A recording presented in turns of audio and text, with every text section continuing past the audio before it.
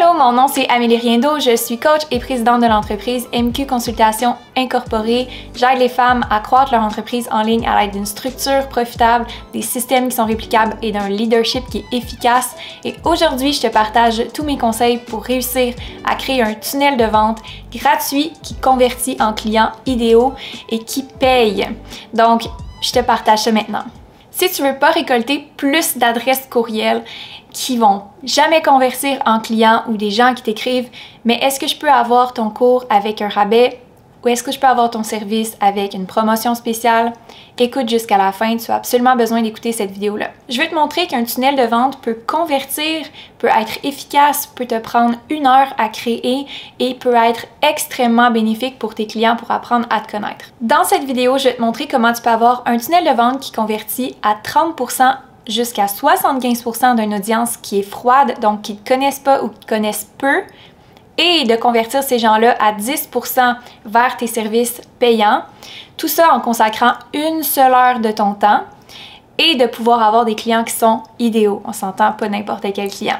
Tout ça, même si tu n'es pas pro du marketing et que tu n'es pas pro des tunnels de vente, tu vas savoir exactement comment faire ça. Ça a aidé mes clientes qui sont entraîneurs, qui sont coachs de transformation personnelle et spirituelle. Ça a aidé des agences marketing avec qui j'ai travaillé. Ça a aidé des personnes qui travaillent au niveau du conseil ou de la consultation. Ça a aidé toutes sortes d'entreprises dans le service en ligne. Donc, on va préparer 3 choses aujourd'hui pour préparer ton tunnel de vente. La première chose, c'est ta stratégie. La deuxième chose, c'est la planification. Et la troisième chose, c'est ton mindset. Et là, écoute jusqu'à la fin.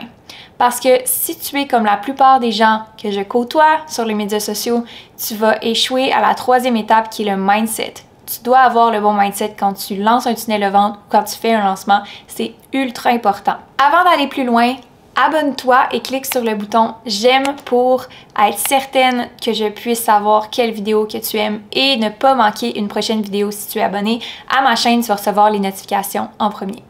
Stratégie. Premièrement, si tu as une offre principale, donc ton offre qui est le centre de ton entreprise, ce que je te conseille d'avoir si tu n'en as pas déjà une, ça va être super facile de créer un tunnel de vente parce que tu veux amener les gens à apprendre à propos de cette offre-là. OK? Et l'erreur principale, c'est que les gens vont créer un tunnel de vente qui n'a pas rapport à cette offre-là. Ça fait aucun sens parce qu'au bout de la ligne, tes clients veulent savoir comment ils peuvent commencer à travailler avec toi. Au début, c'est gratuitement, mais après ça, ils veulent commencer à travailler avec toi. Donc, si tu offres quelque chose de gratuit, qui n'a aucun lien avec ce que tu offres, qui est ton offre principale, tes clients idéaux vont s'arrêter là tout simplement. Donc, j'ai vu combien de fois des clients offrir quelque chose de gratuit qui était juste quelque chose comme un bonus ou une feature ou en fait une caractéristique de leur produit ou de leur service qui n'était pas en fait le centre de leur service, qui n'était pas le centre de qu'est-ce qu'ils pouvaient vraiment offrir et donc de ne pas arriver au résultat escompté à cause de ça. Donc, toujours faire un lien de corrélation entre ce que tu offres gratuitement et ton offre principale. Si tu es, par exemple, dans une agence de création de contenu et que tu fais du contenu pour tes clients, ton guide gratuit, ton tunnel de vente ne serait pas, par exemple, comment créer 10 publications en moins de 5 minutes.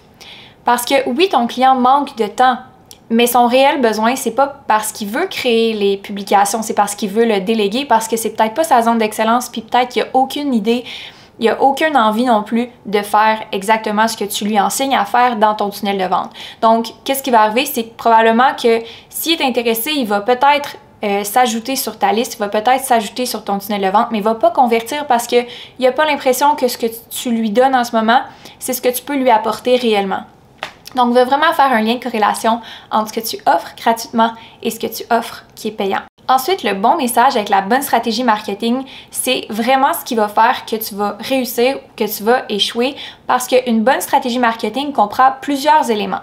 Premièrement, la forme. Est-ce que la forme que tu offres, c'est la bonne forme pour tes clients idéaux? Est-ce qu'en ce moment, si tu fais du coaching transformationnel, une vidéo déjà préenregistrée, c'est la meilleure chose? Peut-être que tu serais mieux de faire un coaching en live. Si, par exemple, tu es une agence de marketing, peut-être que ça serait d'offrir une démonstration gratuite. Peut-être pas un e-book ou encore moins un coaching en live. Ça serait complètement inutile. Si tu es coach, peut-être que tu voudrais offrir une masterclass Donc, c'est de savoir quel est le bon outil de conversion selon ton marché puis tes clients cibles, qu'est-ce qu'ils vont avoir de l'intérêt à participer et qui va leur donner le goût de continuer après et d'acheter. Évite de donner trop de temps, trop d'argent et trop d'énergie à ces tunnels de vente-là. En fait, c'est vraiment juste une opportunité pour tes clients d'apprendre à te connaître. Il faut vraiment que tu le vois comme ça. Donc, il faut que ça soit réplicable, il faut que ça soit profitable pour ton entreprise de faire ces tunnels de vente-là. Je vois des gens investir des milliers et des milliers de dollars dans la publicité pour avoir des centaines de personnes dans leur liste de courriels qui sont peut-être même pas idéaux, qui achètent à un taux de conversion d'à peu près 3%. Pourquoi, au bout de la ligne, ne pas vraiment être profitable au bout de la ligne avec ces publicités-là, de ne pas être profitable non plus au niveau de son efficacité, au niveau de son temps qui est investi dans ce tunnel de vente-là, qui va avoir lieu juste une fois. Donc, c'est d'être capable de voir, est-ce que ça se réplique, est-ce que c'est profitable? Parce qu'au bout de la ligne, tes clients, ils ne veulent pas plus travailler avec toi parce que tu leur donnes quelque chose de gratuit. C'est juste de créer une occasion, une opportunité de connecter avec ton client. Donc, je vois des challenges de 10 jours, des choses qui durent un mois. Passe pas trop de temps sur l'événement en soi, dans le sens que tu peux mettre de l'énergie, de l'amour, puis de l'attention particulière à ce que tu offres. C'est ce que je fais. Ceci étant dit, passe pas trop de temps là-dessus et passe beaucoup de temps sur ton offre en particulier, puis comment tu vas faire pour que ces clients-là soient intéressés à ton offre. Comment tu vas les amener à s'intéresser encore plus à ce que tu vas offrir, parce que c'est vraiment ça le but d'un tunnel de vente.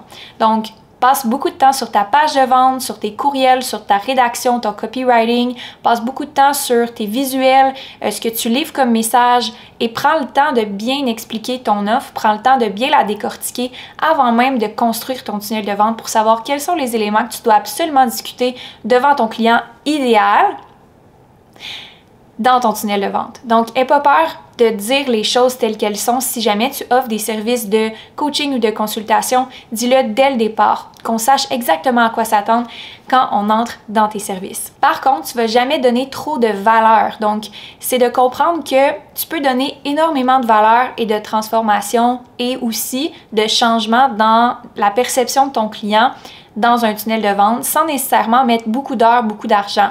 C'est dans la qualité et non dans la quantité que tu vas faire qui va avoir une différence. Et j'explique ça par juste le fait de bien prendre le temps de regarder tes courriels, voir est-ce qu'il y a des appels à l'action qui sont clairs? Est-ce que mon message est orienté vers un objectif clair? Est-ce que j'ai parlé des douleurs de mon client? Est-ce que j'ai parlé de ses désirs profonds? Est-ce que j'ai parlé de ce qui le retient de passer à l'action?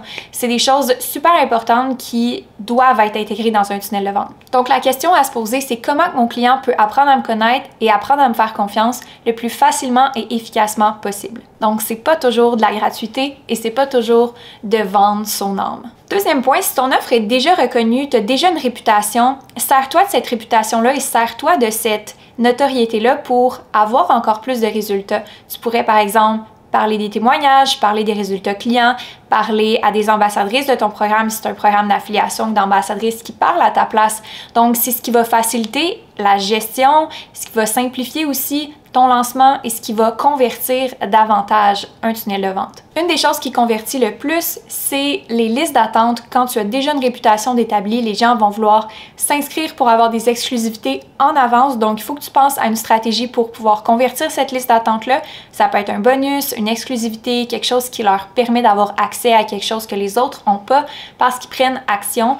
Donc, une liste d'attente est super pour les entreprises de services qui ont déjà une réputation ou une notoriété. Une chose à prendre en considération, quand tu fais un tunnel de vente, tout compte. Ton image compte, ton message compte, tes vidéos comptent. Donc, sois intentionnel dans ce que tu fais et dans ce que tu publies, même si c'est gratuit, parce que c'est la première image que les gens vont avoir de toi. Donc, c'est pas parce que c'est gratuit que tu fais juste donner quelque chose. Quand je dis simplifier, ça veut pas dire que ça n'a pas de sophistication, ça veut pas dire que c'est pitché, c'est garoché, c'est quelque chose que tu présentes gratuitement. Mais c'est pas quelque chose que tu veux négliger dans ton message. C'est pas non plus quelque chose que tu veux dire je vais donner des rabais à l'infini. C'est une stratégie sur le long terme. Donc, même si tu fais un tunnel de vente maintenant, ça va avoir des répercussions dans 3 mois, dans 4 mois, dans 5 mois, parce que c'est la qualité des clients idéaux que tu vas attirer, mais aussi des clients que tu vas avoir et aussi du marketing et de l'image que tu vas dégager sur le long terme. On rentre dans les 3 phases au niveau de la stratégie qui est l'excitation, qui est l'éducation et la conversion. Donc, ces 3 phases-là sont hyper importantes. Chaque phase a son but. Excitation, tu veux que les gens aient hâte d'acheter. Éducation, tu veux éduquer les gens à savoir comment ils peuvent commencer à travailler avec toi, comment ils peuvent faire confiance. Et dans la troisième étape, c'est la conversion. Donc, vraiment mettre un appel à l'action qui est clair vers l'achat. Comment on peut commencer à travailler avec toi. Et ça peut être un appel, ça peut être un achat direct, ça peut être plusieurs choses différentes que je peux vous parler dans peut-être une autre vidéo. Puis les deux concepts importants à comprendre en lancement ou en tunnel de vente, c'est l'omniprésence, donc être pas juste à une place, mais peut-être liste de courriel, Facebook, Instagram, peut-être YouTube même ou podcast. Et aussi une autre chose super importante, un appel à l'action par phase de lancement. Donc s'il y a une liste d'attente, c'est seulement liste d'attente. S'il y a un événement, c'est seulement l'événement. S'il y a un achat, c'est seulement un achat, juste pour créer une uniformité au niveau de tes communications puis de pas mélanger ta clientèle dans le tunnel de vente parce que ça peut être complexe d'un point de vue utilisateur d'avoir plusieurs appels à l'action dans le processus et ça peut réduire ton taux de conversion énormément. 2. Planification. Planification, on va y aller de façon très simple. Prends le contenu qui a déjà fonctionné dans le passé et recrée un calendrier de contenu avec ce qui a déjà fonctionné dans le passé en l'adaptant à ton plan de lancement. Nous, on prend à l'interne juste des contenus qui ont déjà été super populaires de nos anciens lancements, on le reforme pour ce lancement-là, on change quelques lignes et that's it. Donc, c'est comme ça qu'on est super efficace, on est super productif et aussi, c'est comme ça qu'on recrée des nouvelles choses à partir de ce qui a déjà fonctionné. Donc, vraiment simple, recrée le contenu qui a déjà bien fonctionné dans le passé, soit dans un lancement ou soit dans ton contenu régulier. Un autre point hyper important dans la planification, si tu peux vendre des places avant même que le lancement ait commencé, avant même que tu ouvre les portes à l'achat de ce que tu offres, ça serait extrêmement important de pouvoir maximiser cette opportunité-là. Si tu peux vendre des places avant, je suggère fortement de le faire parce que tu commences pas ton lancement à zéro et tu as déjà un pas d'avance et tu peux déjà sentir l'excitation des gens d'acheter une fois qu'il y a des premières personnes qui ont acheté. Donc, ça va souvent avoir l'air de mes anciens clients, des clientes qui étaient déjà sur le point d'acheter mais qui n'étaient pas nécessairement prêtes, que je leur fais l'offre en premier. Donc, d'avoir cette liste de clients-là qui sont prêts, disponibles, que tu peux contacter pour les offres avant que tu lances, c'est vraiment un point gagnant. La troisième chose, le mindset. Donc, c'est la chose la plus manquée. Pourquoi? Parce que c'est vraiment d'être capable d'incarner qu'est-ce qu'on veut livrer comme message dans son marketing. Donc, c'est de savoir que qu'est-ce qu'on fait, ça va avoir un impact, peu importe lequel, et que ça se peut que le premier tunnel de vente, ça fonctionne pas exactement comme tu t'y attendais. Ça se peut qu'il y ait des ajustements à faire, donc c'est d'être capable d'être ouvert, flexible, mais en même temps, rester fixe sur le plan et de pouvoir s'adapter en fil de route. En fil de route? Au fur et à mesure. C'est comme ça. Parce que c'est sûr que tu vas avoir des résultats sur le long terme si tu te fies à une stratégie qui fait du sens, si tu te fies que tes clients idéaux ils ont besoin de ce que tu leur offres et puis que tu as vraiment une vision sur le long terme quand tu fais du marketing. Donc, mon premier tunnel de vente, peut-être que j'avais eu 20 personnes qui s'étaient inscrites à ma formation gratuite, à mon webinaire. La fois suivante, j'en avais eu 50, l'autre fois suivante 100, puis l'autre fois d'après, je n'ai eu 200, puis là, je suis rendue que j'ai des événements qui ont 500 personnes, puis possiblement que je vais en avoir encore plus que mon budget publicitaire va augmenter, puis mon audience va augmenter, mais c'est d'être capable de commencer petit, d'être capable de voir loin, mais aussi d'être capable de voir qu'il ne faut pas abandonner quand ça fait 2 jours qu'on a commencé son tunnel de vente. Il faut être capable de s'adapter, il faut être capable de réagir. Et puis, ce que j'ai envie de te dire, c'est que ton mindset, c'est ton plus grand atout en lancement. Et je crois aussi que c'est important de mentionner que tu n'as pas besoin de faire un lancement qui va te brûler.